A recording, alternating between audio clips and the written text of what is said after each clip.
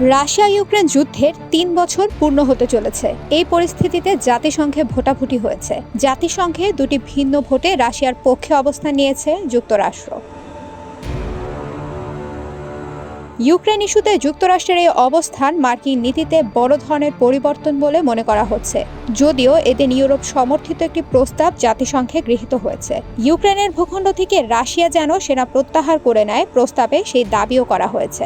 জানা গেছে, ইউক্রেনের রাশিয়ার আগ্রাসনের ৩য় বার্ষিকী উপলক্ষে জাতিসংঘে ভোটাভুটিতে যুক্তরাষ্ট্র দুবার রাশিয়ার পক্ষে অবস্থান নিয়েছে। যুক্তরাষ্ট্রের এই অবস্থান টানা ৩ বছর ধরে চলা এই যুদ্ধের বিষয়ে ট্রাম্প প্রশাসনের অবস্থানের পরিবর্তনের বিষয়টি তুলে ধরছে।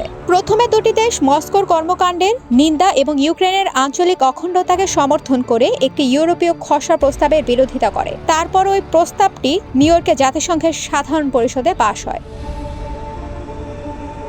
ইউক্রেন রাশিয়া যুদ্ধের ৩ বছর সম্পন্ন হয়েছে। এই আবহে জাতিসংঘের সোমবার ইউরোপ সমর্থিত একটি প্রস্তাব গৃহীত হয়েছে। সেই প্রস্তাবে দাবি করা হয়েছে, ইউক্রেনের ভূখণ্ড থেকে যেন সেনা প্রত্যাহার করে নেয় রাশিয়া। এই প্রস্তাব জাতিসংঘে গৃহীত হওয়াটা মস্কোর জন্য বড় ধাক্কা বলে মনে করা হচ্ছে। এদিকে জাতিসংঘের মঞ্চে যুক্তরাষ্ট্রের পক্ষ থেকে আরও একটি প্রস্তাব সামনে আনা হয়। সেখানে যুদ্ধের সমাপ্তির কথা বলা হয়েছে, তবে স্পষ্ট করে রাশিয়ার আগ্রাসনের কথা উল্লেখ ছিল না। সেই প্রস্তাব জাতিসংঘের সাধারণ সভায় প্রত্যাখ্যাত হয়। এটা নিঃসন্দেহে ট্রাম্প সরকারের জন্য বড় ধাক্কা বলেই মনে করা হচ্ছে। এছাড়া ইউক্রেনে রুশ আগ্রাসনের নিন্দা প্রস্তাবের বিরুদ্ধে ভোট দিয়েছে যুক্তরাষ্ট্র।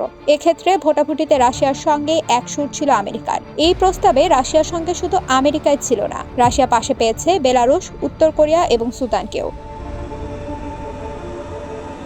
এদিকে জাতিসংঘের সাধারণ সভায় মার্কিন প্রস্তাবের পাশে থাকতে ইউক্রেনকে তার প্রস্তাব তুলে নেওয়ার আহ্বান জানান জাতিসংঘে নিযুক্ত মার্কিন প্রতিনিধি। তবে নিজের অবস্থানে অনড় ছিল ইউক্রেন। এছাড়া মার্কিন প্রস্তাবের খসড়ায় ইউরোপের পক্ষের কিছু সংস্কারের দাবিকেও মেনে নেওয়ার কথা বলা হয়, যেখানে উল্লেখ ছিল প্রতিবেশী দেশে হামলা করে জাতিসংঘ সনদের লঙ্ঘন করেছে রাশিয়া। অন্যদিকে জাতিসংঘে এদিনের ভোটাভুটিতে ইউক্রেনের পক্ষে সমর্থন ছিল বেশ কম। ভোটাভুটিতে 93টি দেশ তাদের প্রস্তাবের সমর্থন করে, বিরোধিতা করে 18টি দেশ।